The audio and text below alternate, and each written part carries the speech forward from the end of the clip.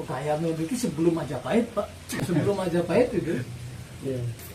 Kalau tidak salah pada waktu Sri Hyang Ningtyang Adi Dewa Lencana. Lencana di sini. Singosari kan mau menguasai Negara ya. 1284. mau menguasai Bali. Mau menguasai Bali. Ganda Harun. Nah, pada waktu itu kalah secara pertahanan ya. ini kalah Raja Bali dibandingkan Singosari. Singosari. Akhirnya Singosari Bali dengan dikuasai ya. gerilya. Iya. Dengan taktik gerilya kewalahan lah Sri pada waktu itu Lembu Peteng ya. Lembu Peteng yang didatangkanlah pasukan gerilya dari Singosari. Yang Pemelayu itu bukan? Ya, Pemelayu nama pasukannya. Tetapi di dalam pasukannya itu ada yang namanya Pagar Wesi. Pagar Wesi itu pasukan darat. Ya. Ada yang namanya Pagarayam. Pagarayam itu pasukan gerilya. Ada yang namanya Pagaruyung, pasukan laut. Yang sesuai dengan ini apa? Semuanya itu namanya Pemelayu. Direkamnya? Ya, biar kita. Itu referensinya apa, Pak? Semuanya itu namanya Pemelayu, Pak, pasukan. Oh, yang 3 pasukan itu Pemelayu, laut, darat, dan gerilya. Pemelayu sama kayak Bayangkara gitu kan waktu Majapahit kan, tapi di sana kan ada beberapa pasukan ya. Sama pasukan di divisi pasukan. Saya minta dulu. Pasukan. Iya. Akhirnya Pagarayam itu adalah dipimpin oleh Kiai Wahab. Ya.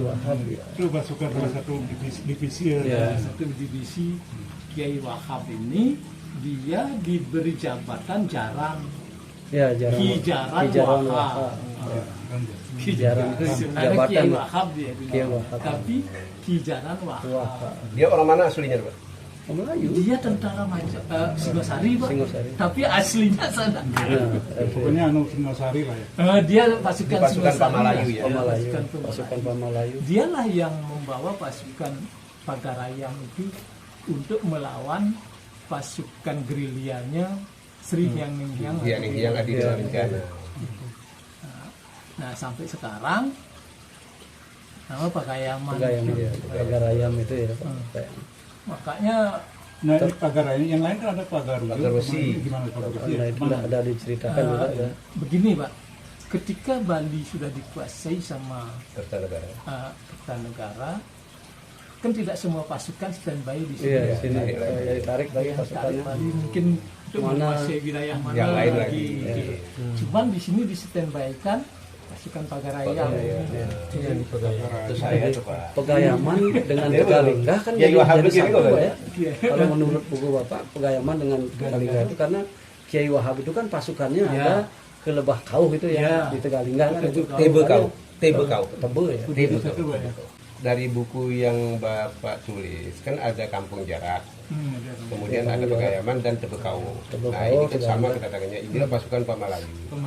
Kemudian saya melihat yang agak redup gininya kan di Jarak. Ada yang mengatakan dari pohon jarak. Kalau jarak itu gujarat kayaknya. Gujarat. Kemudian kalau dari di Tegalingga ini, kenapa di sana kok beda budayanya dengan Pegayaman, Pak? Kan gitu yang saya gini kan. Karena setelah saya baca dari yang Bapak tulis itu, orang Tebekau itu kalah perang. Jadi dia menjadi kalah dengan leleng itu, Pak. Nah, dengan leleng akhirnya dia menjadi penggarap. Karena dia menjadi penggarap, seterusnya kan budak dia. Kan gitu jadinya. Jadi semua apapun hal tentang budayanya ya statusnya sebagai penggarap dia. Tidak punya nilai tawar seperti Pegayaman. Saya harus kawin dengan kalangan Ningrat.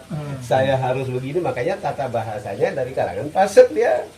Bahasanya, budayanya, semuanya itu kata orang-orang Ningrat di sana yang gitu yang saya, makanya Pegayaman peradabannya sampai sekarang itu bertata gitu kan.